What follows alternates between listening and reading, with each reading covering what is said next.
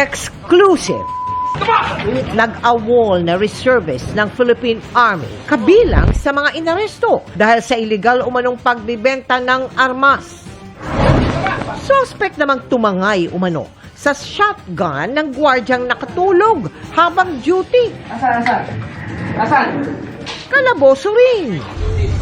Mga operatiba ng NBI, inaresto ang mga ahente ng National Intelligence Coordinating Agency o NICA na inireklamo ng pangingikil sa isang Korean national. Mga mangingisda sa Masinloc, Zambales, tagumpay sa kanilang ekspedisyon sa kabila ng masungit na panahon sa dagat. Bilang na mga nangangailangang magdialysis dahil sa kidney failure, mahigit 10,000 ang itinaas noong 2023. Kahit nagsimula na ang tag-ulan, pwede pa rin mag-enjoy sa ilang indoor pasyalan. Castle Studio na yan, may nakamamanghang pailaw. At Sparkle star Ashley Ortega, mas inspired. Dahil sa back-to-back achievements dito sa bansa at abroad. Live mula sa GMA Network Center, 20 taon nang nakatutok. 24 oras. Magandang gabi po, Luzon, Visayas at Mindanao. Walang taka sa magkahiwalay na operasyon ng 3 sangkot umano sa iligal na bentahan ng mga armas sa Pasig. Ang isa sa mga suspect na pag-alamang awol na reservist ng Philippine Army. Bukod sa kanila, may naaresto ring tumangay umano sa shotgun ng isang nakatulog na gwardya. Narito ang aking eksklusibong pagtutok. Ipinwesto ng mga pulis ang dala nilang unmarked vehicle sa lugar kung saan tanaw nila ang mga suspect. Nang lumabas sa sasakyan, agad nakipagtransaksyon ng mga suspect sa mga nakasibilyang pulis na nagpanggap na bibili ng baril. Kasunod niyan, pinadapa na ang 2 suspect at agad inaresto. Mula sa Ortigas Center sa Pasig kung saan nakuha ng mga pulis ang kalibre 45 na illegal na ibinebenta ng mga suspect, tumulak ang mga pulis sa barangay Pinagbuhatan para naman i-recover ang isa namang rifle na illegal din daw ibinebenta ng mga suspect. Ang pangunahing akusado ang unang dinakip. Wala po siyang trabaho. Napag-alaman natin na isa na pala siyang awol na reservist ng Philippine Army. Ang ginagawa po nilang transaction is more on online. Pag-alaman natin na wala po siyang legal na papeles. Sa Pasig pa rin,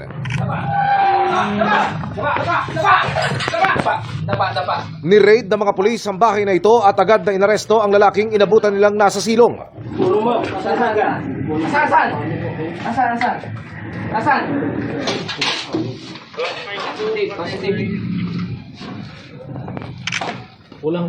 Ang suspect, nilakawan daw ng shotgun ang isang security guard na nakatulog habang nasa duty. Pero sa tulong ng CCTV, na-trace ang suspect at na-recover ang shotgun ng gwardya. It's very important to recover this firearm because it might be used for criminal activities. Ang lahat ng dinakip tumangging magbigay ng pakayag. Paalala ng mga otoridad. Kung gusto po nating bumili ng legal na barel, punta po tayo sa mga authorized na dealer. Para sa GMA Integrated News, Emil Sumangil, nakatutok. 24 oras. Arestado naman ang 4 na tauhan ng National Intelligence Coordinating Agency dahil sa pangingikil. Panakot umano nila sa isang Koreano, aarestuhin siya kung di mag-aabot ng pera. Nakatutok si Salima Refran. Pagkaabot ng Koreanong biktima ng pera sa mga target, agad silang pinaligiran mga operatiba ng NBI Human Trafficking Division. Ang 4 na suspect nadiskubring mga intelligence agent pala ng National Intelligence Coordinating Agency o NICA. Ilang beses na pala nilang tinatakot ang biktima na aarestuhin at kinikikilat. Kasama raw nila ang isang attorney Mark at isa pang Korean national. My uncle offered them 100,000 initial amount, and they keep on calling him, asking like billion pesos. So yes, my uncle is very worried and afraid of encounter that kind of action. He's a foreigner. Wala sa entrapment operation ng target na tinukoy na attorney Mark at isa pang Korean national. Pero ang NICA agents nakuha na ng mga service firearm at sari-saring IDs na may iba't ibang pangalan. Itinanggi ng mga suspect ang pangingikil. Anila, nagsasagawa sila ng lehitimong intelligence operation. Nakarating na ang insidente sa Justice Department. From the get-go, entrapment operation po yan at inaresto po sila without a warrant dahil nakita mismo ng ating NBI agents yung nangyari. No? So, they will have to explain a lot. We will be giving them due process kung saan makakapagbigay naman sila ng kanilang answer at mga depensa. Kinumpirma naman ng NICA ng mga ahente nga nila mga suspect. Sa isang pahayag, sinabi ng NICA na nagsasagawa na sila ng malalimang investigasyon. Sineseryoso raw nila ang mga aligasyong ito at kung mapatunayan, magkakaroon ng karampatang aksyon ang ahensya. Na-inquest na ang mga suspect sa Pasay Prosecutor's Office para sa patong-patong na reklamong robbery, extortion at paglabag sa Anti-Graft and Corrupt Practices Act. Well, unacceptable. This is something that is very ironic dahil yung mga taong dapat magpapatupad or dapat nagpapatupad ng batas or mag-enforce ng ating batas ay sila mismo ang nag-aabuso sa batas. Para sa GMA Integrated News, Salima Rafran, nakatutok 24 oras. Dahil naiparating ang pagtutol sa mga hakbang ng China, tagumpay pa rin ang touring sa ikinasang fishing expedition mula sa Masinloc, Zambales. Bigo silang makarating sa target na distansya dahil sa malalakas na alon. Nakatutok si Marisol Abduraman. Mula baybay ng Masinloc, Zambales, sabay-sabay na pumalaot ang mga mangingisdang ito. Dala nila ang ilang gamit pangisda, watawat ng Pilipinas at mga placards na naglalaman ng panawagan. Bukod kasi sa pangingisda, pakay nilang iprotesta ang China. Partikular ang utos nitong ikukulong ang mga hindi Chinong papasok sa inaangkin nilang teritoryo. Bagamat hindi umabot sa layong 20 nautical miles ang grupo dahil daw sa lakas ng alon, itinuloy pa rin nila ang pangingisda at protesta sa laot. Ipagpatuloy natin ang laban para sa tunay. Kaninang umaga, nakabalik na ang grupo. Si Jojo Isijan, pang-ulam lang ang mga nahuli. Pero masaya pa rin daw siyang nakasama sa ekspedisyon. Naipakita po natin, hindi lang po sa salita, kung mismong naaktuhan po ng mga kasama natin. Bigo man ang grupo na marating ang kanilang target na destinasyon, may tuturing pa rin daw na tagumpay ang kanilang fishing expedition. Organized and collective effort para doon sa pag-register natin sa pagtutol. Doon sa walang batayan at walang legal na batayan na mga direktiba ng China. At hanggang naroon ang China, patuloy daw nilang ipagsisigawan ang malayang pangingisda sa Baho de Masinloc o Scarborough Shoal. Kanina, nagkaroon sila ng programa kasama ang ilang grupo na sumusuporta sa kanila bilang paggunita ng National Fisher Fox Day. Atin ang Pinas! US-China layas! Mula rito sa Masinloc, Zambales, para sa GMA Integrated News, Marisol Abduraman, nakatutok 24 oras. Malaking problema sa mga nagbomotorsiklo at bisikleta ang biglaang pag-ulan. Kaya malaking tulong umano ang ilalagay ng MMDA ng mga silungan sa ilalim ng malalaking flyover sa Metro Manila. Nakatutok si Joseph Moro. Tuwing umuulan, ganito ang eksena ng mga motorcycle at bicycle riders. Nagsisiksikan sa ilalim ng mga flyover, overpass at istasyon ng MRT na nagiging sanhi ng obstruction at nakakalala raw sa traffic ayon sa MMDA. Hindi na magiging problema yan, sabi ng MMDA, dahil maglalagay na sila ng mga silungan sa mga malalaking flyover tulad ng EDSA Quezon Avenue flyover. Dito maaaring pansamantalang sumilong ang mga rider ng motorsiklo at bisikleta, pero para dun sa ilalim ng ibang flyover, overpass at maging istasyon ng MRT, bawal pa rin. Yung bawal na matagal tumigil. Kung magpapalit po or magsusuot ng kapote, yan naman po ay ating papayagan. Dito nga po sila dapat. Maglalagay din ang mga repair station kung saan pwedeng libreng magpa-repair. May pakiusap lamang ang MMDA sa mga rider na magpapa-repair. Kung hihiram tayo ng gamit doon sa ating repair shop, ay isauli po ng maayos para mas marami pong makagamit.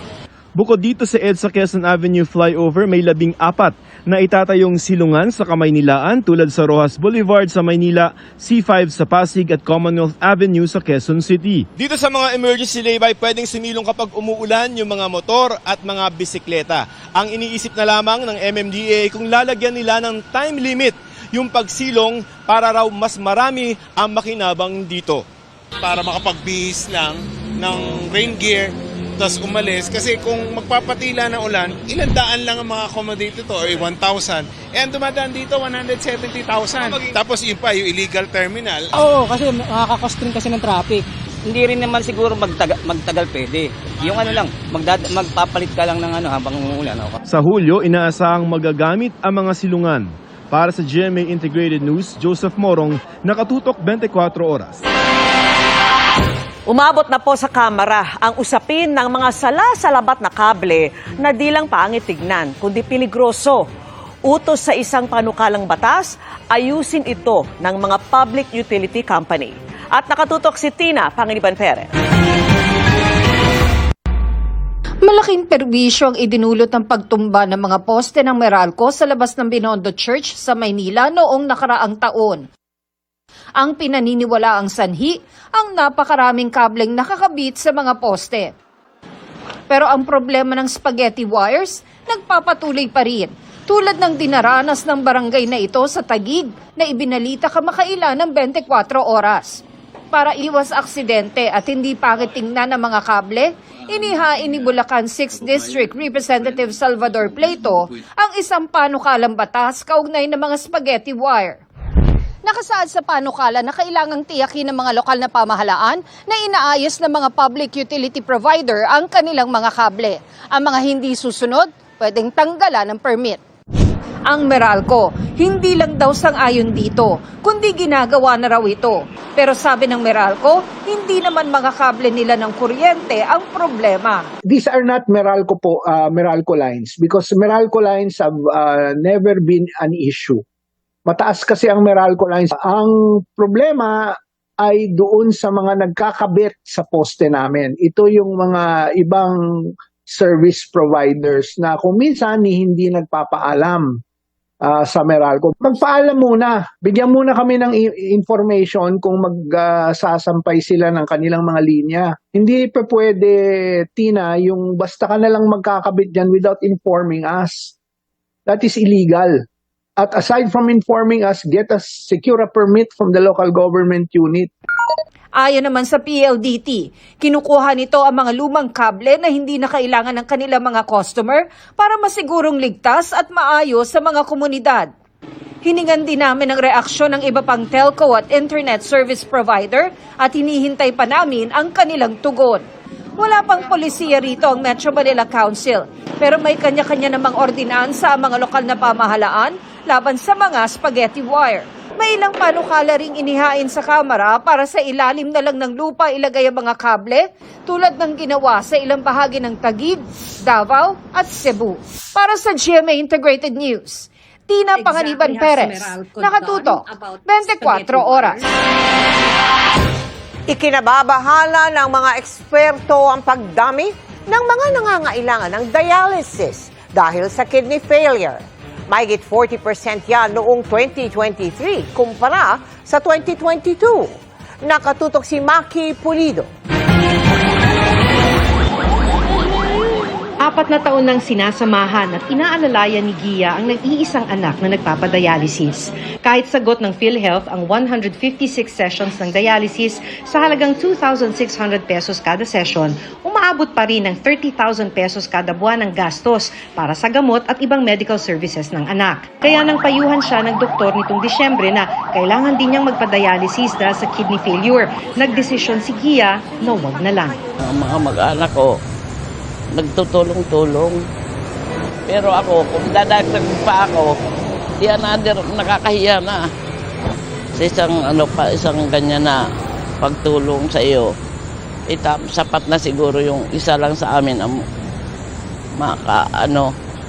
magpagamot. Noong nakaraang taon, 42% ang itinaas ng bilang ng mga nangangailangan ng dialysis dahil sa kidney failure kumpara noong 2022. Ito raw ang resulta ng pagdami ng may diabetes at hypertension na maaaring mauwi sa kidney failure. Diabetes and hypertension run in families. So sometimes you have a family where 2 to 3 people have kidney failure and they're gonna be on dialysis. Lifestyle disease kung tawagin ng diabetes at hypertension. We're eating too much sugary food. We're not paying attention to our blood sugar. We're not compliant with our blood pressure medications. Kaya dapat regular na ipacheck ang kidney kung high risk o may diabetes o hypertension. We have very good drugs now. They will control blood sugar and they will also protect the kidneys and the heart. These drugs are effective and they're effective even in the late stages of kidney disease. So we can still delay dialysis by 9 years. Sa buong bansa, mahigit 50,000 ang mga nagpapadialysis. Kaya pinag-aaralan ng PhilHealth na itaas ang sagot nitong dialysis package sa 5,200 pesos kada session mula sa kasalukuyang 2,600 pesos. Inaasahang makumpleto nila ang pag-aaral sa loob ng isang buwan. Sa pag-aaral, titingnan natin kung 5,200 nga ba ang kailangan o baka naman pwedeng lower than 5,200. Kung matuloy, malaking kaluwagan ito para kay Marilu na kung saan-saan naghahagilap ng tulong. Hindi na kami mahirapan na kung saan na humihingi ng mga tulong. Hindi na kami pipila kung saan-saan. Para sa GMA Integrated News, Maki Pulido, nakatutok 24 oras. 10 milyong pisong halaga ng inilalang shabu na nakalagay sa balot ng tsaa ang nasamsam sa magkapatid sa Malabon. Nakatutok si Salima Refran. Exclusive. Sa hudyat ng undercover na polis.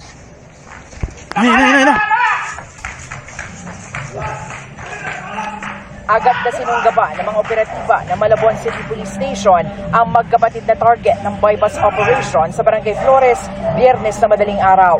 Nabilhan sila ng mga pulis ng isang sachet na pinaniniwala ang shabu. Suspect na naaresto ay dati nang may mga involvement sa droga. Ang isa ay both of them Section 11 o possession at ang isa dito ay nag-plea bargaining. Kaya siya ay nakalabas uli. Unfortunately, bumalik siya doon sa dati niyang gawin. Na-recover sa magkapatid ang aabot sa 1.5 kilo ng hinihinalang shabu. May street value ito na higit 10 milyong piso. Ang mga sachet na hinihinalang droga nakalagay pa sa mga balot ng tsaa.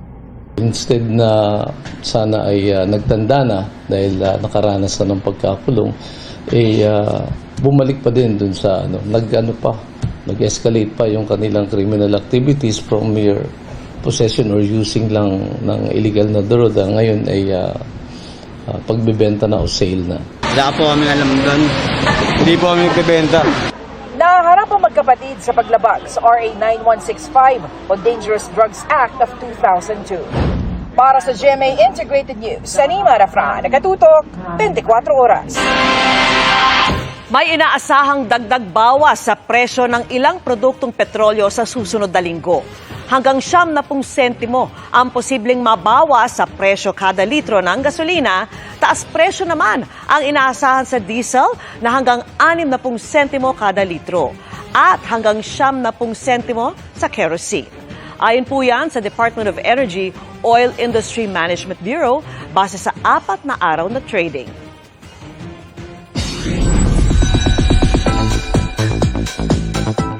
Happy Friday, chikahan mga kapuso! Inspired lalo mag-work si Sparkle star Ashley Ortega dahil sa kanyang achievements recently. Kabilang dyan ang Best Actress win sa Harlem International Film Festival. Makichika kay Aubrey Carampel.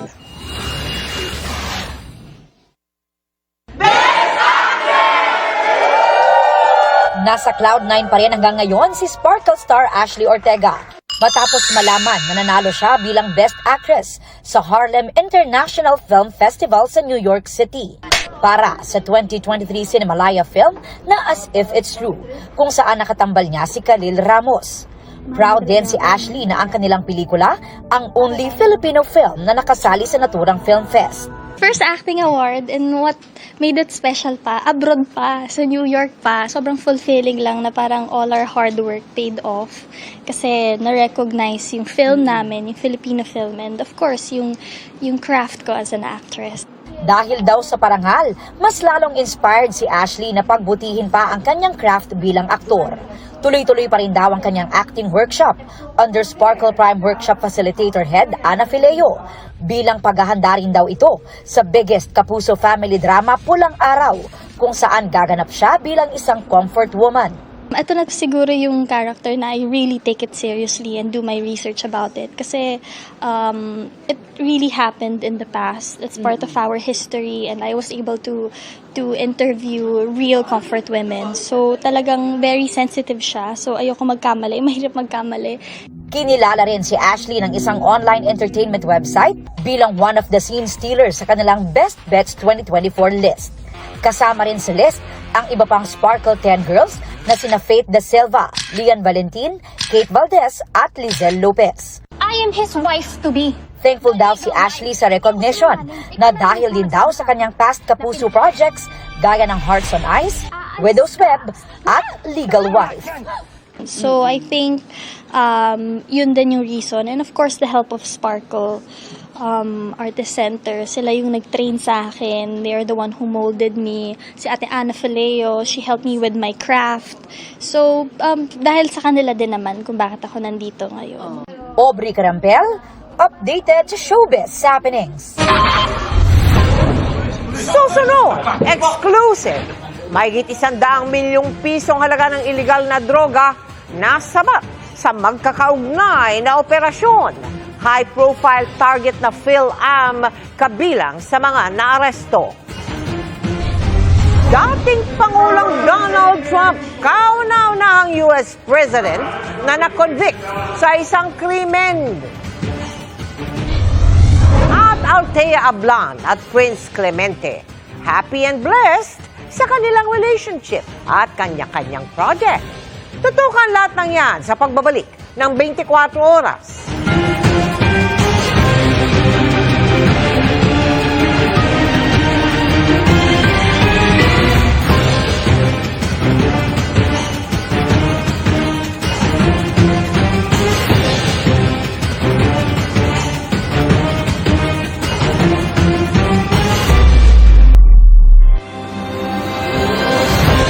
Arestado ang PhilAm manager ng isang club kaugnay sa pagbebenta umano ng iligal na droga.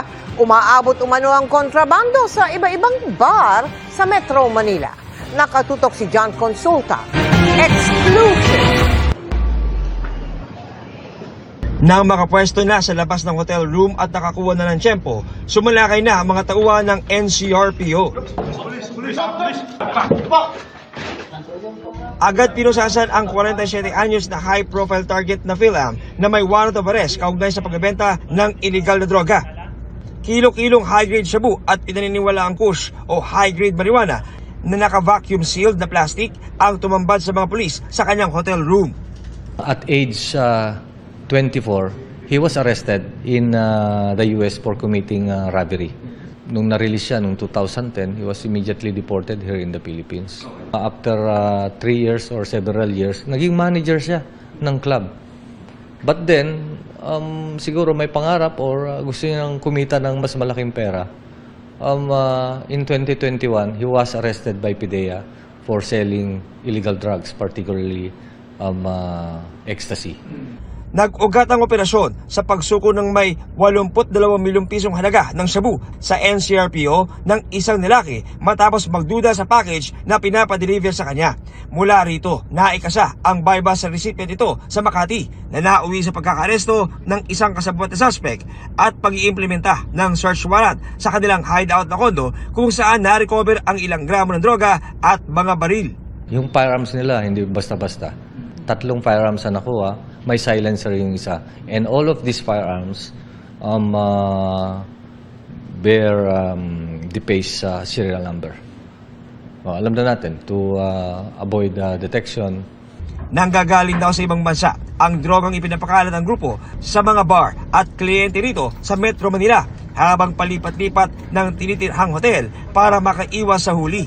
Sa kabuuan, aabot sa 171 million pesos ang halaga ng shabu na nakumpiska sa 3 magkakarugtong na operasyon. Sabi po kasi ng NCRP, ang droga, kilo-kilo. Totoo po ba ito, sir? Ano po? No comment po. Para sa GMA Integrated News, John Consulta, nakatutok, 24 oras. Pangangalaga sa mga OFW sa Singapore at pangangalap ng investment para sa New Clark City. Ang ilan sa mga pinag-usapan ni Pangulong Bongbong Marcos at ni Singaporean Prime Minister Lawrence Wong. May iba pa siyang nakapulong sa Singapore at may talumpati mamaya-maya lamang. Nakatutok doon live si Chino Gaston. Chino, anong next schedule ng Pangulo?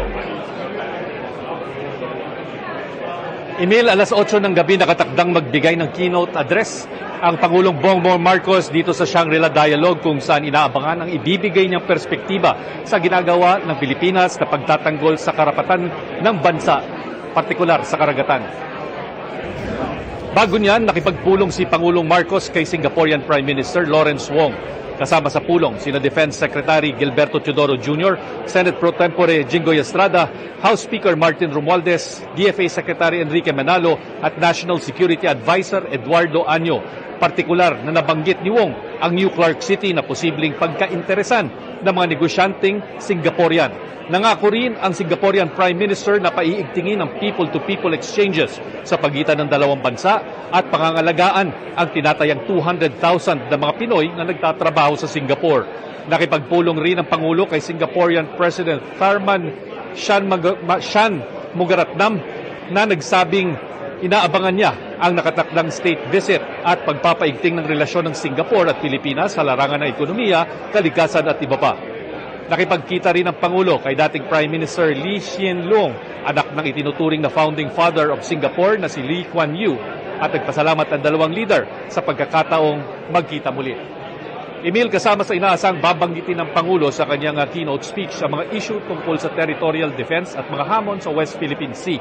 Pati na ang kahalagaan ng pagtataguyod ng international rules-based order at ang pakikipag-alyansa sa mga bansang kaparehas ang hangarin na panatiling ligtas at bukas sa lahat ang karagatan. Samantala dito sa mga side meetings din, Emil, nalaman natin na nagpulong din si US Secretary of Defense Lloyd Austin III at Admiral Dong Jun, Minister ng National Defense ng People's Republic of China, at kasamang tinalakay di umano ang South China Sea issues at ang kahalagan ng freedom of navigation.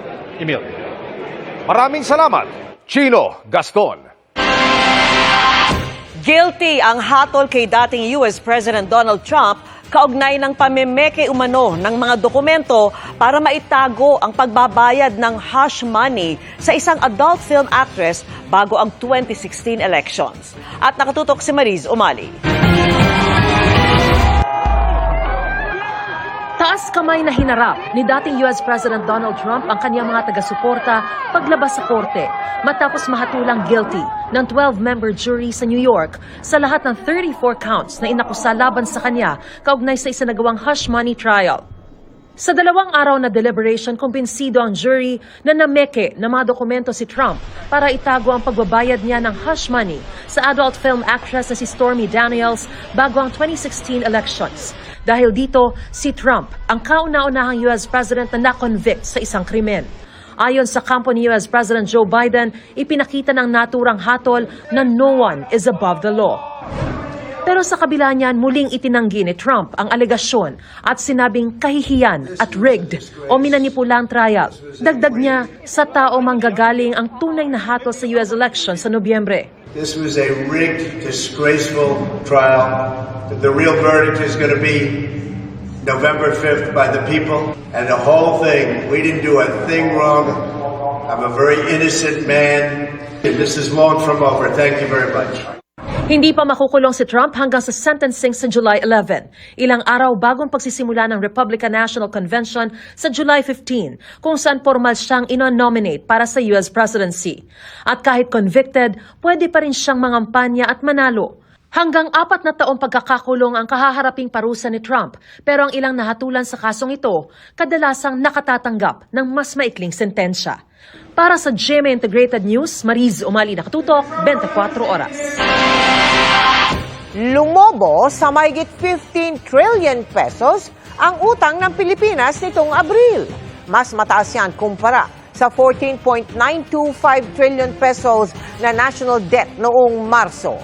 Ayon sa Bureau of Treasury, nakaapekto sa paglaki ng utang ng bansa ang pagbaba ng halaga ng piso kontra dolyar. Sumadsad yan sa 58 peso level ngayong Mayo, kaya ganun na lang ang inilaki ng utang ng bansa. Kahit pa nakapagbayad ng 32.91 billion pesos sa foreign loans nitong Abril.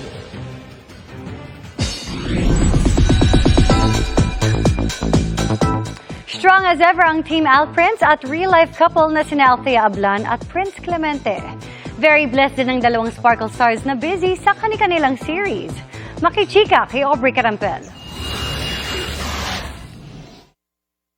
Kiligang photo sa birthday greeting post ni Sparkle Star Althea Ablan para kay Kapuso Hank, Prince Clemente. Mas comfy na in public ang dalawa ngayong inamin na nila ang kanilang relationship. Tulad ng sabay nilang pagdating sa kanilang Black Gala contract signing para sa isang beauty clinic. Yes, happy lang.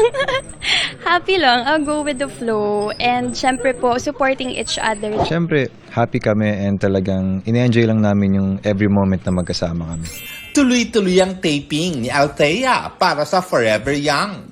Hindi pwedeng huminto dahil mabilis ang paglaki ni Ewan Micael at kailangang hindi magkaroon ng pagbabago ang kanyang itsura alinsunod sa premise ng series. Yung story doon is meron siyang sakit and talagang mukha lang siyang bata. Kaya po talagang minamadali na po namin yung shoot. Si Prince naman, excited sa pagkukwento ng mga mangyayari sa top rating prime series nilang Black Rider ni Naruro Madrid at Mateo Guidicelli. Especially yung sa upcoming wedding ni Joanne at Paeng, talagang may mangyayari dyan na mostly po tapos na namin kunan and talagang syempre medyo matrabaho kasi talagang big scenes and maraming action scenes. Lars Santiago, updated sa showbiz happening. At tutukan, binabantayang low pressure area sa labas ng Philippine Area of Responsibility, isa ng bagyo. Magiging maulan kaya ngayong weekend? Heart Evangelista, pinangunahan ang kanyang first ever Senate Spouses Meeting matapos umupo bilang Senate President ang mister niyang si Senador Cheese Escudero. At ang mga pwede niyong pasyalan this weekend nang hindi mangangamba kahit umulan. Alamin sa pagbabalik ng 24 oras.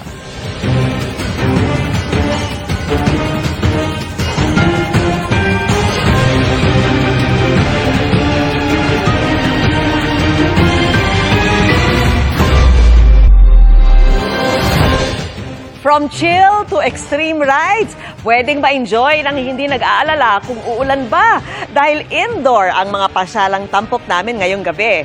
Mula po sa Alabang, Muntinlupa, nakatutok live si Oscar Royda. Oscar.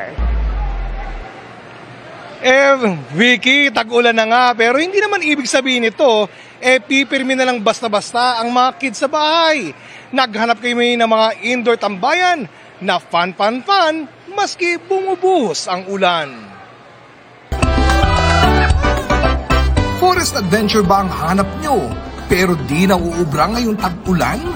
We got you fam dahil sa loob ng isang mall sa Alabang, Muntinlupa, pwedeng mamasyal sa Pixie Forest.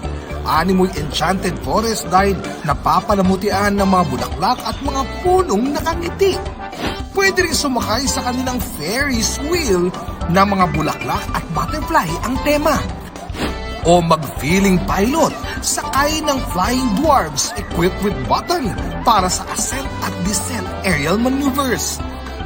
At para makumpleto ang inyong forest adventure, nariyan ang kanilang elfin waves. Sakay ng mini log-shaped boats, lilibot kayo sa Pixie Forest Millhouse. Ang mga rides dito nagkakahalaga lang ng 60 to 100 pesos. Pero syempre, di naman pwedeng mga chikiting lang ang may fun. Kaya sa Excite na nasa loob rin ng parehong mall, pwedeng i-enjoy ng mga teenager at maging nating mga cool parents ang kanilang mga full-size bump cars na kung tawagin ay Explode Drive. High-impact bumping action na mai-enjoy ng husto kasama ang mga kaibigan. Pero kung mas mabilis ang trip nyo, pwedeng subukan ang kanilang high-speed go-karts at umikot sa 80-meter track. Para naman sa mga gusto ng extreme, matatagpuan din dito ang nag-iisang indoor roller coaster sa bansa.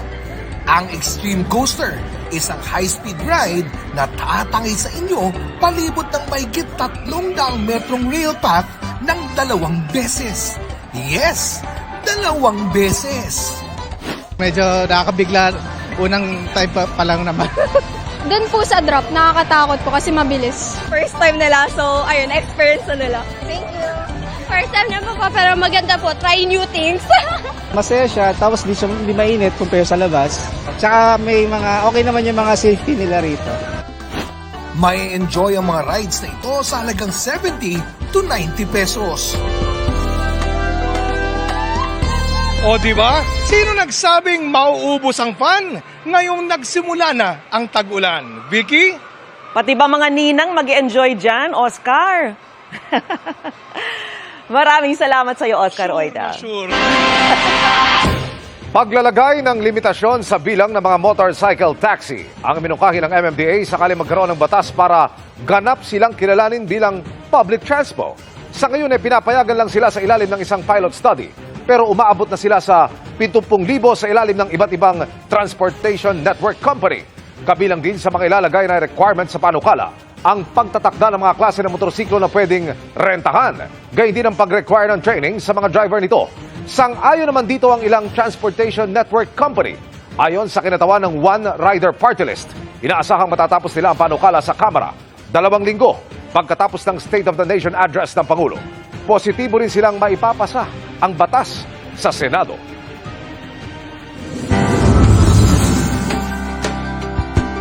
Nito lamang Miyerkules na antig tayo sa kwento ng grade 6 student mula Quezon na hinagupit ng bagyong Aghon at nawalan siya ng uniformeng isusuot sana niya sa kanyang graduation.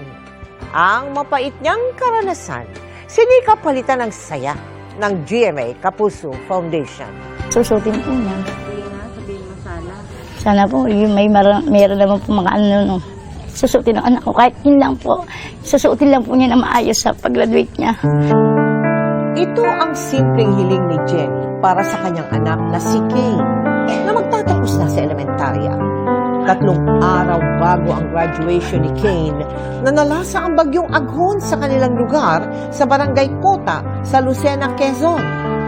Kaya inanod ng baha ang iba nilang gamit, kabilang na ang nag-iisang uniforme ng anak.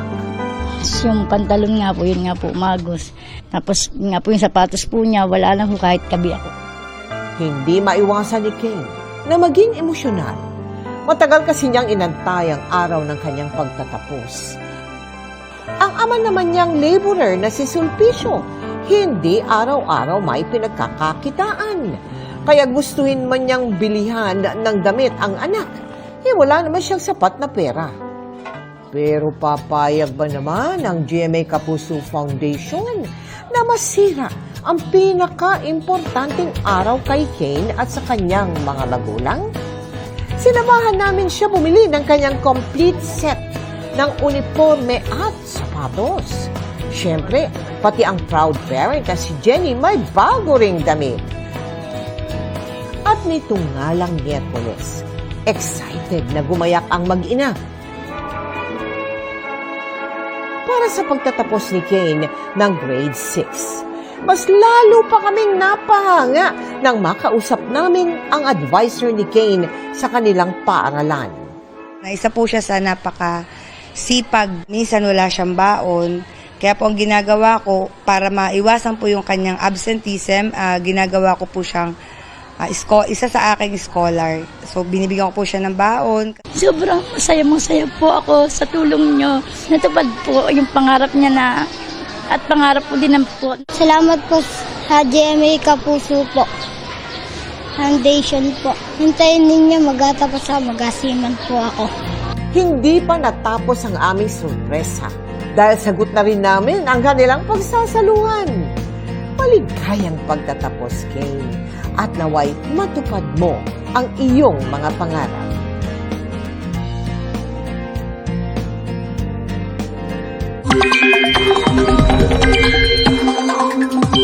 Mga kapuso, naging bagyo na ang low pressure area na nasa labas ng Philippine Area of Responsibility. Huli itong namataan sa layong 1,090 kilometers, kanluran ng extreme northern Luzon. Pa-northwest ang kilos nito sa bilis na 25 kilometers per hour. Sabi ng Pag-asa, tinutumbok nito ang Hong Kong o mainland China kung saan ito posibleng maglandfall sa mga susunod na oras. Sa ngayon, wala itong epekto sa anumang bahagi ng Pilipinas pero patuloy na tumutok sakaling magkaroon ng pagbabago sa mga susunod na araw. Yung southwest monsoon o yung habagat, hinahatak din ng nasabing bagyo, papalayo o paiwas sa ating bansa. Nagbabalik ngayon yung easterlies o yung mainit na hangin mula sa karagatang Pasifiko. Ibig sabihin, kahit idineklara na ang tag-ulan, posibleng maramdaman pa rin ang maalisangang panahon sa ilang lugar. Pero hindi dahil naka-monsoon break, wala nang tsansa ng ulan. Base sa datos ng Metro Weather, may ulan bukas lalo po sa hapon sa Ilocos Region, Cagayan, Zambales, Bataan, Mindoro at Palawan, Panay Island at ilang lugar sa Mindanao.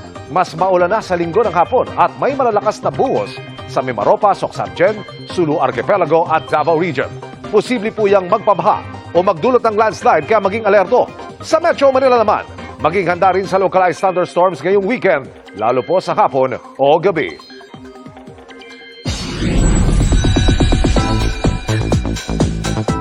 Bukod sa negosyo, puspusan na ang taping ni David Licauco para sa upcoming family drama series na Pulang Araw. Pero bago niyan, Team Barda is excited sa inabangang pelikulang That Kind of Love kung saan Very David ang lead male character. Panoorin sa chika ni Nelson Canlas. Matapos ma-feature sa Jinseo Arigato International Film Festival sa Japan recently, mag-ready nang maglayag muli ang Barda fans dahil this June mapapanood na sa bansa ang much-awaited film ni na Barbie Fortesa at David Licauco na That Kind of Love. Aminado si David na iba ang kilig na naramdaman niya while dubbing the movie. Nakita rin daw kasi niya ang kanyang sarili sa character na kanyang ginampanan. So he's very serious, very businessman. Tapos kapag mangligaw siya, todo bigay. And I think ganoon ako in real life. Dinala pa niya sa Korea yung love of his life. Ginawa ko na rin yun. Pumunta na rin ako ng Korea para sa mahal ko. Pero doon kasi talaga naka-helicopter siya, naka-aeroplano siya, private jet, diba? Very happy raw si David lalo't kasama niya sa pelikula si Barbie. Hindi naman lahat ng tao nabibigyan ng pelikula at kasama ko dito si Barbie. So to be given that chance, I'm just really grateful. Bukod sa upcoming film, puspusan din ang taping ni David para sa upcoming Kapuso family drama series na Pulang Araw. Hands-on din siya sa kanyang growing business. Tip ng pambansang Ginoo sa kabila ng busy schedule. Prioritize and always stick to your core. I want to get the job done and mahal ko yung ginagawa ko parehas. Kailangan kong magstay in the moment. Tsaka siguro pa minsan, what helps also, like, yung thinking why I'm doing it. Diba? So, ayun. Yeah, tsaka keeps me motivated and keeps me inspired. Nelson Canlas, updated sa Showbiz Happenings. Abangan Pinoy-made sealant na gawa sa dagta ng pili tree. Umani ng mga parangal sa mga international competition. Ang una pinakamalaking immersive theme park sa bansa na perfect weekend pasyalan para sa mga pamilya at magkakaibigan sa pagbabalik yan ng 24 oras. Ngayong gabi, tunghayan po natin ang kwento ng dalawang estudyanteng hindi man personal na naabutan ang bunga ng kanilang pagsisikap, nag-iwan naman ng mahalagang aral at inspirasyon sa pamilya at iba pang kabataan. Nakatutok si Sandra Aguinaldo.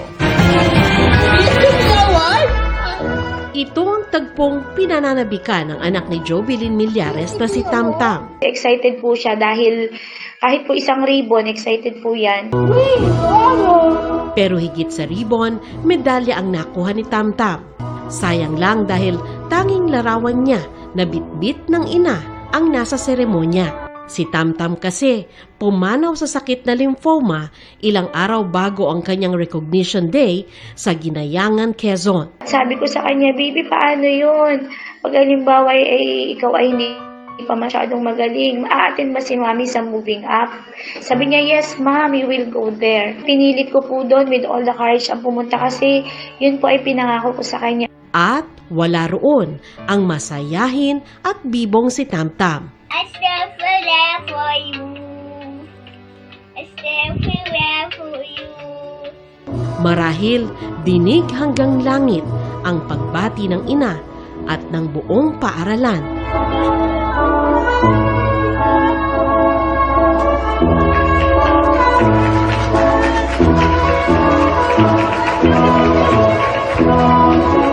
Ang dami po niyang sulat sa akin talaga po.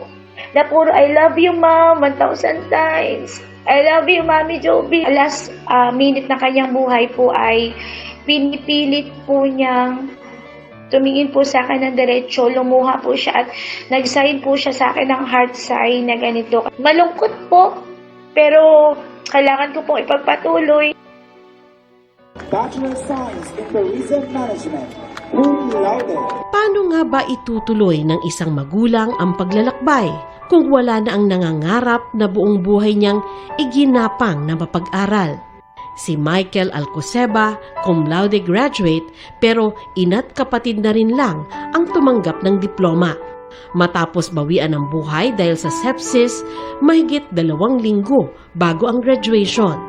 Bagamat wala na, naway maging inspirasyon pa rin sa marami si Michael na consistent honor student ayon sa Lapu-Lapu City College sa Cebu. Sa kabila ng pagiging working student at pagiging aktibo sa iba't ibang aktibidad sa paaralan. Lahat naman siguro may kanya-kanyang kwento ng paghihirap para magkadiploma. Sa mga mabibiyayaan ng pagkakataong maitawid ang pag-aaral, sana pakaingatan ang pribilehiyong ito na dalangin ng maraming mga magulang at lalo para sa inyong kinabukasan. Para sa GMA Integrated News, Sandra Aguinaldo, Nakatutok, 24 Oras.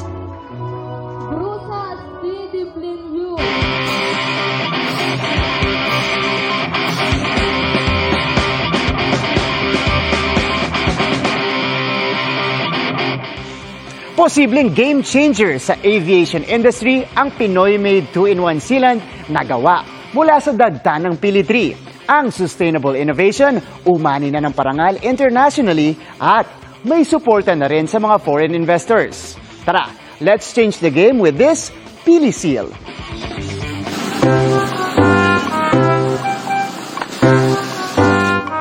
Pamilyar na tayo sa mga sealant na ginagamit sa tagas o pag may tulo sa bahay. Pero iba ang standard pag aircraft sealant na ang pinag-uusapan o yung mga ginagamit sa eroplano. At isang Pinoy ang nakaimbento ng award-winning sealant na mas ligtas at sustainable pa nagawa sa waste product ng dagta ng pili tree. Meet 25-year-old engineer Mark Kennedy Bantugon, isang licensed aeronautical engineer and the inventor of Pili Seal. Isang 2-in-1 product invention na pwedeng sealant at adhesive. Safe, sustainable at affordable na gawa mula sa waste product ng dagta ng pili tree. Nag-stand out po yung pili kasi yung dagta po niya ay very sticky. Pag po dinispose po natin yung pili seal po, pwede pa rin po natin siyang gamitin as a safe fertilizer.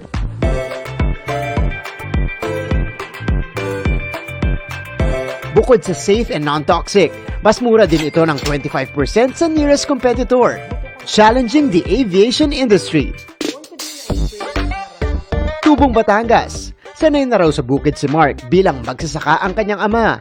Tuwing bagyo po, yung pong bubong po namin ay lagi pong tumutulo. Pinapakain po kami ng bubble gum po, tapos ginagamit po namin yun na pangpatsa po dun sa mga butas po.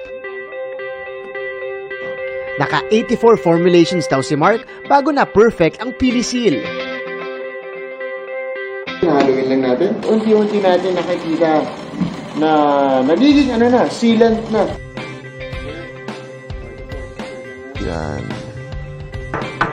Isang bloke na po siya, guys. Ang nagsimula bilang thesis ni Mark sa kolehiyo, nagwagi ng 35 international competitions. Kabilang ang James Dyson Award noong 2021, kung saan nagwagi siya ng 2 million cash prize. OCBC Sustainable Innovation Challenge sa Singapore nitong Nobyembre, na ang cash prize tumataginting na 6.5 million pesos. And recently, ang first win ng Pilipinas sa World Intellectual Property Organization Global Awards. Malapit na rin ma-commercialize ang produkto ni Mark after they sealed the deal on a $100 million investment agreement mula sa US foreign investors. Sana all! Pero bukod sa mga parangal, may mas malaking misyon pa si Mark. To give back to my local farming community. Kasi at the end of the day po, isa po sa mga magbe-benefit po ng paggawa ko po ng produktong ito po, especially po pag dinala ko po siya sa merkado po, ay ang ating pong mga farmers po. Kasi mabibigyan po natin sila ng panibagong streams of income. Mga kapuso, nakakatuwa na yung invention ni Mark ay na-awardan at nare-recognize internationally. At binago rin ito hindi lang ang isang industriya, kung hindi pati na rin ang buhay niya. Para sa GMA Integrated News, ako si Martin Javier. Changing the game! Out of this world ang mga atraksyong pwedeng ma-enjoy sa isang immersive theme park. Napapatok din sa mga mahilig mag-upload ng stories at reels. Nakatutok si Paul Hernandez ng GMA Regional TV, Balitang Southern Tagalog. Paul? Mel, may kaharian dito sa Tanawan City, Batangas na perfect weekend getaway ng magbabarkada at magpapamilya. Tara, samahan niyo kung pasyalan ang mga IG-worthy attraction sa loob ng kastilyo.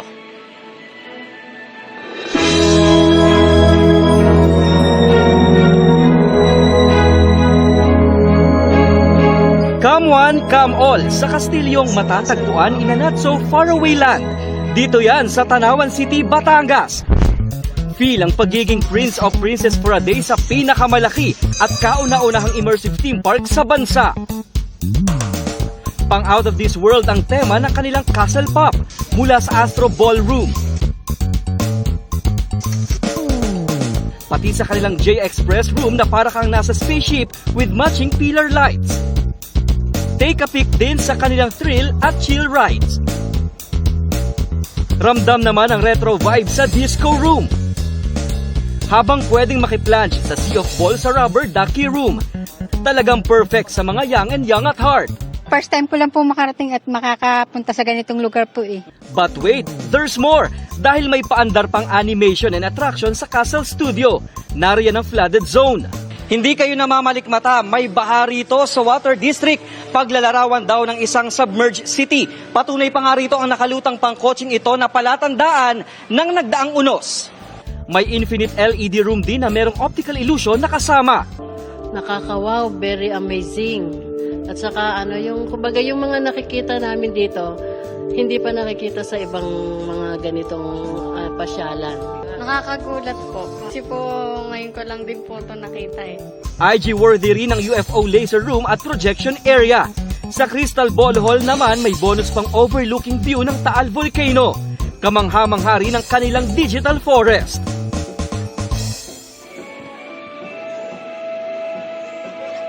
Alright, Mel, kabilang pa sa mga magwe-welcome sa mga bibisita dito sa theme park, ang kanilang main character at mascot na si Jay na katabi ko sa ngayon. Hi, Jay! Bukas itong theme park, 1:00 ng hapon hanggang 9:00 ng gabi kapag Thursday at Friday, at kapag weekend naman, 11:00 ng umaga hanggang 9:00 ng gabi. Mel, happy weekend! Happy weekend! Maraming salamat sa iyo, Paul Hernandez ng GMA Regional TV Balitang Southern Tagalog.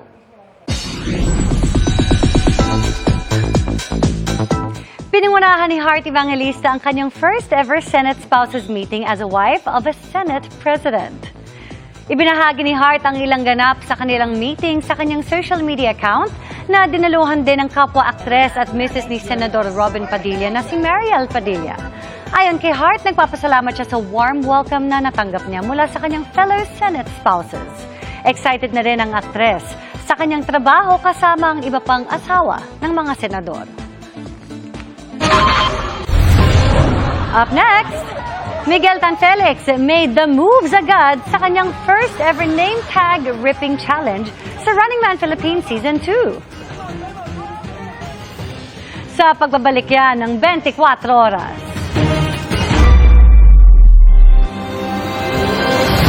Inaresto ang mahigit 100 trabahador sa sinalakay na pagawaan umano ng peking sigarilyo. Pero dumepensa ang mga ito na sila ang mga biktima dahil iba raw ang ipinangako sa kanilang trabaho.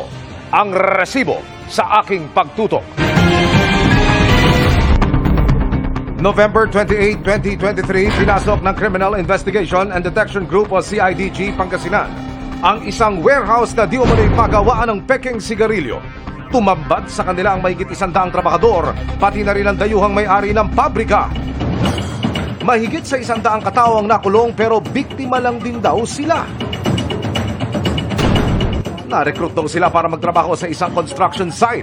Pero pagdating sa lugar, iba pala ang trabahong papasukan nila. Ang sabi po ng recruiter sa kanya ay sa pabrika po ng plastic at saka wala pong problema doon sa pinasukan nila kasi libre po lahat. Pagkain, 500 per day. Nagkuhan sa amin na makakonsin tawon sa sa kontraksyon na nilagay na sabi sa amin. Pag napunta na kami dito sa sa Pangasinan, ipadok na kami. Nangako ang may-ari ng pabrika na sila ang sasagot sa piyansa ng mga manggagawa na nagkakalaga ng mahigit 100,000 piso kada tao. Tinutukan ng resibo kung tutupad sila sa kanilang pangako. Abangan ang buong kwento ngayong linggo sa Resibo. Nasa bansa po ngayon ang higanting French frigate na Britannia para sa 5 araw na port call. Inaasahang pipirmahan din ang isang kasunduan sa pagitan ng Pilipinas at France. At nakatutok live si JP Soriano. JP. At Vicky, mga kapuso, yung isang po sa pinakamalaking warship ng France na narito ngayon sa Pilipinas at nasa likuran natin ay lalahok din, Vicky, sa isang maritime exercise kasama ang Philippine Navy. At Vicky, bahagi daw ito ng mas pinalakas na ugnayan ng dalawang bansa pagdating sa maritime at defense security. At Vicky, sa habang halos 500 talampakan at bigat na 6,000 tonelada, ang French frigate Britannia na ang isa sa pinakamalaki at pinakapangmalakasang multipurpose destroyer ng bansang France. Bilang pagpapakita ng suporta ng bansang France sa Pilipinas, narito ngayon sa Maynila ang French Navy destroyer para sa 5 araw na port call. Dahil multipurpose destroyer, meron itong kakayanan ng anti-submarine warfare. Sa laki ng Brittany, kaya ditong mag-land at mag-take off ng NH-90 helicopter na ito. Nasubok na rin daw ang tatag ng Brittany sa pag-atake ng rebelding Houthi sa Red Sea. Mula sa France, naglayag ang barko sa iba't ibang bansa gaya ng Indonesia at dumaan din ito sa South China Sea. Ang pagbisita ng Brittany kabilang raw sa pinirmahan kamakailan na letter of intent para sa pagpapalakas ng defense at security cooperation ng Pilipinas at France. Kabilang narito ang isang commitment para mas maumpisahan na ang negosasyon sa isang VFA o yung Visiting Forces Agreement sa pagitan ng mga tropang sundalo mula sa France at Pilipinas. Teams have started discussing the modalities of how they could open the negotiations on the VFA. But to start officially the negotiation, there will be few steps to be undertaken first. The first one is to have a draft. We started this momentum by a first patrol in the South China Sea to better understand both the maritime actors and the environment in this region. Deploying such a highly capable unit is quite a commitment for the French Navy, and this commitment will be valued by strengthening our bonds with our partners in the region, among which the Philippine Navy. At Vicky, mga kapuso, nang tanungin ang mga opisyal ng France kaugnay sa kanilang opinyon sa mga nangyayari ngayon sa West Philippine Sea sa pagitan ng China at Pilipinas, sabi ng France, naniniwala sila sa isang rules-based order at dapat ding sundin at gawin at ang mga karapatan ng Pilipinas pagdating sa West Philippine Sea. At yan na ang latest, balik muna sa iyo, Vicky. Maraming salamat sa iyo, JP Soriano. Para sa isang bansang madalas tamaan ng bagyo, malaking bagay ang pagkakabuo ng isang proyektong kung tawagin ay Project Welo.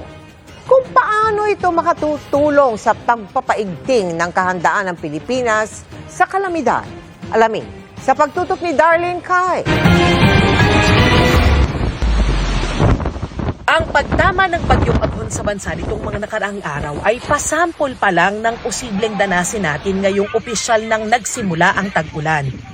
Taon-taon, nasa 20 bagyo ang tumatama sa Pilipinas. Sa mga pagkakataong ito, nakatutok ang lahat sa weather advisories ng Pag-asa. Yun nga lang, hindi raw pala sapat ang mga weather monitoring stations ng Pag-asa kung titignan ng international standards base sa World Meteorological Organization. Mahal daw kasi ang maglagay at mag-maintain ng weather monitoring stations. Kulang kasi sa funds. Alam mo, independent kami sa gaan ng government. Kaya magiging malaking tulong daw itong automatic weather station na dinevelop ng ilang guro at siyentipiko ng Mapua University. Ang WELO o Localized Weather, Environment and Hydromet Monitoring System ang una raw automatic weather station na gawang Pinoy. Ang kaibahan nito sa teknolohiyang mayroon ng Pag-asa ay kaya raw nitong ipakita ang weather update sa bawat syudad o munisipalidad. Real-time daw itong mamomonitor ng mga may access sa web portal o mobile app. We put emphasis on the local weather system. And also the impact, no? That's another thing. Kasi with that weather information, or with the weather data or condition, what is the impact on a given community, no? A local government unit. Pinondohan ng 15 milyong piso ng Department of Science and Technology ang pagde-develop sa teknolohiyang ito. Inaasahan daw na magiging kaagapay ng Pag-asa ang WELO sa weather and climate monitoring. The information that can be used by the local governments in localizing the weather and climate data and information that they can use for planning and decision making. Pagdating sa microclimate, hindi naman pare-pareho yan. Yung topography ng local government mo ay iba-iba rin. How it will affect an area will be different. Pero kakailanganin daw ng LGU mag-subscribe sa teknolohiya gamit ang pondo nila para sa disaster preparedness. Sa ngayon, tinatayang nasa 4 na milyong piso ang WELO kasama na ang mismong equipment, software at maintenance. Ang kasunduan naman daw, makikinabang din ang Pag-asa sa impormasyong makukuha ng bawat monitoring station na itatayo ng WELO. Sa ngayon, mayroon ng 17 pilot study areas ang WELO sa Pantabangan, Nueva Ecija, Angat, Bulacan, General Nacar, Quezon at Infanta, Quezon. Para sa GMA Integrated News, Darlene Kai, nakatutok 24 oras. Inalmahan ni Senador Francis Tolentino ang maling impormasyon at malabo umanong panuntunan ng PNP. Kasunod ng paghuli sa 2 MMDA rider na nagsilbi niyang escort. Bukod sa PNP stickers na nasa kanilang motorsiklo, binanggit umano ng PNP spokesperson sa isang press conference kahapon na nakasuot ng uniforme ng pulis ang MMDA riders. Pinabulaanan niya ng senador na naroon ang paraki ng kanyang escort ng PNP HPG.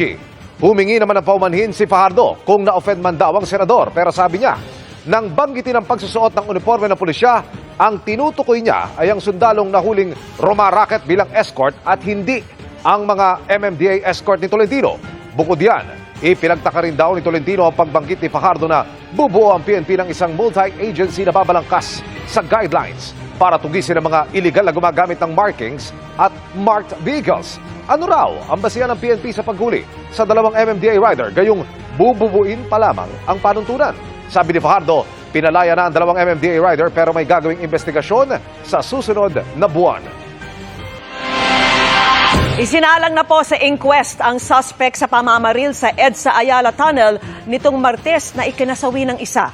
Para yan sa mga kasong murder at paglabag sa Comprehensive Firearms and Ammunition Regulation Act dahil sa pagdadala ng baril nang wala umanong permit.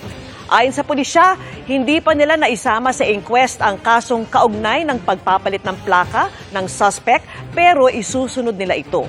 Mananatili ang suspect sa custodial facility ng Makati City Police habang hinihintay ang resolusyon ng prosecutor.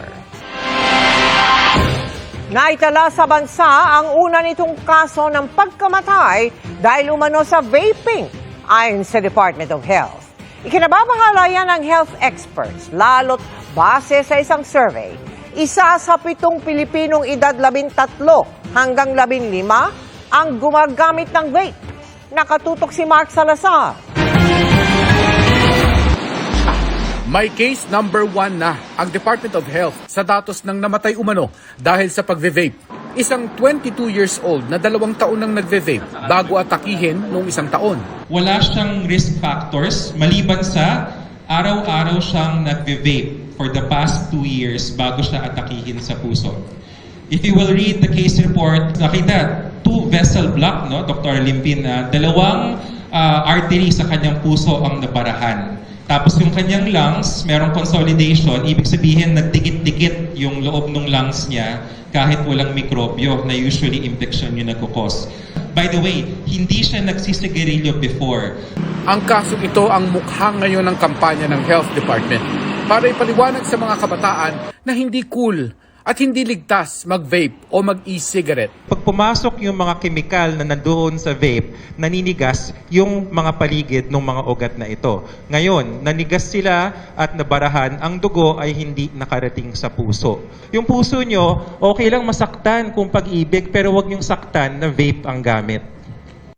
Kaya lang sa mga nakausap naming vape user, puro hindi natitinag. Siguro po, baka may hindi niya lang po nagagamit ng tama or baka may iba po siyang ginagawa bukod po sa vape. Chinek ba nila yung family kasama, so malamang considered yung family history ng patient, no? Case to case basis kasi marami rin naman ako kilala nagve-vape.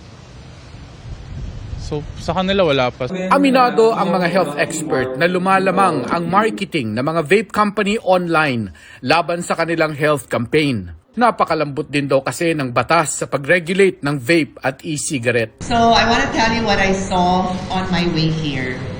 And then I saw a sign of a vape shop. And guess what the title was? Healthy Vape. Siyempre traffic, I can't stop because siyempre nakakaya naman. But pinatandaan ko sa staff ko yung address. That is a violation of the law. Naaalarma ang otoridad sa sinasabi ng Global Youth Tobacco Survey na isa sa bawat 7 edad 13 hanggang 15 sa Pilipinas ay nagve-vape na o kaya'y e-cigarette. Masyadong maaga para sa developing brains ng kabataan. Nasa senior high school, you want to see this 18 years old carrying those vapes in lanyards in school? Online trades allowed. Ito yung pinaka nakakatakot kasi where do our children went during the pandemic? Online. Nagpa-pop yan sa kanilang mga feed. Nais ng DOH na amyendahan ng vape law para makatulong sa kampanya. Gawing 21 years old, imbes na 18 ang papayagang mag-vape at e-cigarette, ipagbawal ang kaakit-akit ng mga fruity flavors at paghigpitan ang online selling ng mga ito. Para sa GMA Integrated News, Mark Salazar, nakatutok 24 oras. Nagsampa ng reklamong cyber libel ang aktor na si Dominic Roque laban kay Christy Fermin. Inihahan niya ni Dominic sa Office of the City Prosecutor ng Pasig kanina. Kaugnay ito ng umano'y mga malisyosong pahayag at parinig laban kay Dominic sa YouTube channel ni Fermin noong Pebrero. Sa isang pahayag, sinabi naman ni Christy Fermin na karapatan ng sinumang maghain ng kaso laban sa kanino man. May piskalya naman daw na huhusga sa asunto. Nandun ang laban at wala raw sa labas. Samantala, dashing in their looks ang mga Kapuso stars na dumalo sa launch ng local edition ng isang sikat na men's magazine. Kabilang dyan si Miguel Tan Felix na may patikim sa intense name tag ripping challenge ng Running Man Philippines Season 2. Makichika kay Aubrey Carampel. Can't trust anybody.